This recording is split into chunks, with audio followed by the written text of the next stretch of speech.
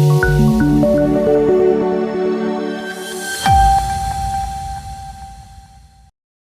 દર્શક મિત્રો, ગરવી ગુજરાત ન્યૂઝમાં આપનું સ્વાગત છે। જામનગરની જીજી હોસ્પિટલમાં ઓપીડી સુધી રિક્ષા ઘૂસી જતા નાસભાગ મચી। જામનગરની જીજી હોસ્પિટલમાં ઓપીડી સુધી રિક્ષા ઘૂસી જતા નાસભાગ મચી। એકાએક રિક્ષા અંદર આવી ચડતા હોસ્પિટલ સ્ટાફ અને દર્દીના સગા સંબંધીઓ ચોંકી ગયા। રિક્ષામાં દર્દીને લઈ ચાલક ઓપીડીમાં આવી ચડ્યો હતો।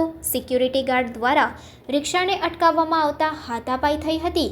રિક્ષા ચાલક વિરુદ્ધ પોલીસ ગુનો દાખલ કરવામાં આવશે।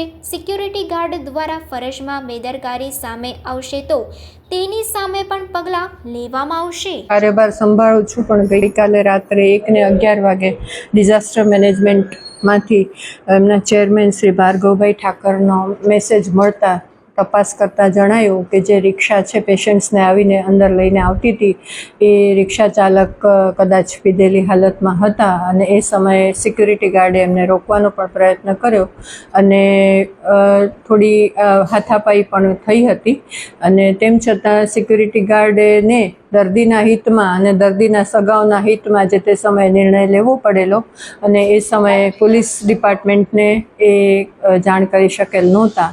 હાલમાં સિક્યુરિટી સુપરવાઇઝર્સને બોલાવી અને તમામ હકીકત જાણવા મળ્યું કે એમના તરફથી પોલીસ ફરિયાદ થવાની બાકી હતી, એટલે એમની ફરિયાદ લઈ રૂબરૂમાં અને તાત્કાલિક ધોરણે પોલીસને ઇન્ફોર્મ કરવા માટે તેઓને સૂચના આપવામાં આવી છે।